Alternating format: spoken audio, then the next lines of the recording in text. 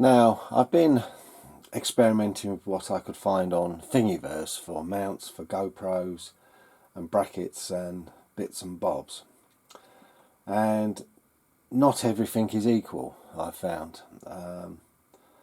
Some the screw holes are looser, some are tighter, and some are like spot on GoPro widths and others are not. Where some are a little bit off, it doesn't matter, but others has been a bit of an issue. It's like these ones I tried, and they even struggle to fit with their own ones. You know, they fit, but very stiff. But they don't like going on to the others I've printed. Now on the base brackets, like you know, I printed this tall one, was my first one, and this works well with a lot of them. You know, they slot in and they bolt up well. So the tall brackets, the small ones, about the same. They've been really good when I found those. This one, a bit tighter, but no, that's fine. And it's good.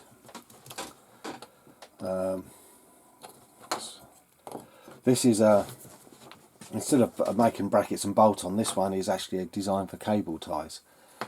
And yeah, very good. It lines up nice. You will find with the nuts, some are loose, some are tight. That one seems very good.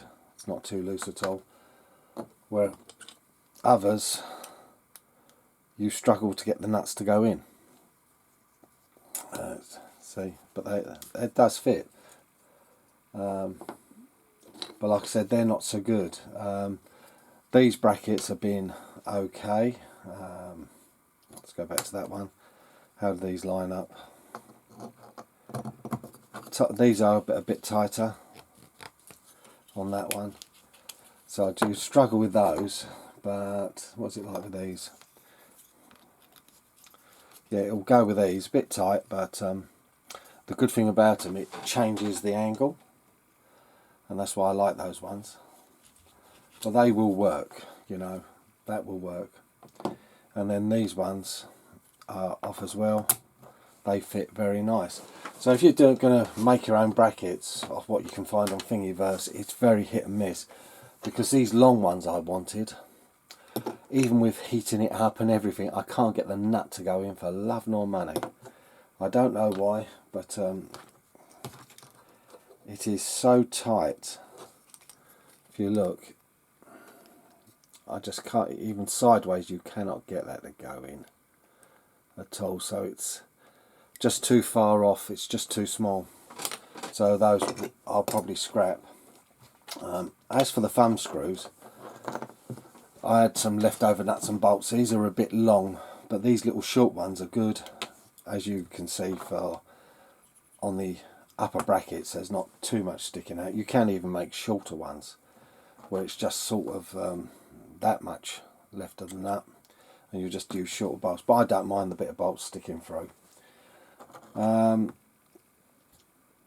But I made these ones. These are good because they've got like a good thumb grip. They're only good for the like low down on the brackets. And the other problem is on certain ones they won't fit. Like this one, it won't fit because it can't fit down the hole. So that's why I printed these ones like the standard look, and they fit in nice. And there you go. I did find these are called Power Cam, I found on there, and spanner, they give you the chance to give it just a bit more tension if it's moving around, so they are useful. I made a couple of them. So overall I've got quite a bit to play with going along.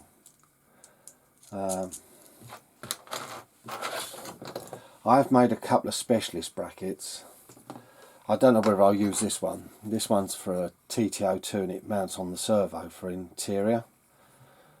But we might give that a go, but we'll see. And then we've got this one for the Traxxas Max, it clips on the roll cage, and it says it clips, but I'd rather use the holes they supplied for cable ties. It is a little bit more awkward to tighten on because it's very close to the base. And then the final brackets I've made, this was a two-parter, and what I'm going to try, it's a trial. I took a chance on the magnets because this is supposed to have a base, and the magnets were 10mm by sort of round by 10mm deep. So I took a chance and ordered 5mm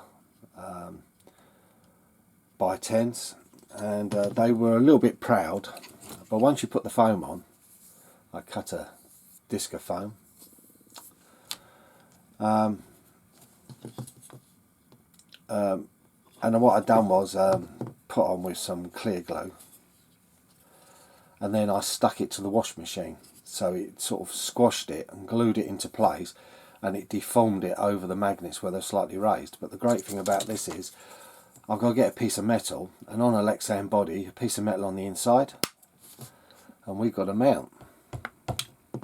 I don't know how much it will take, because remember, I'm not using the full amount of magnets, because the ruler don't touch all of them, but hopefully that's okay.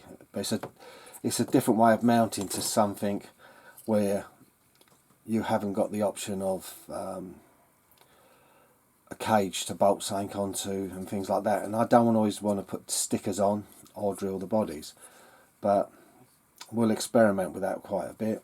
But the foam is for protection, and like I said, it'll just be a metal plate on the inside, and that should do it.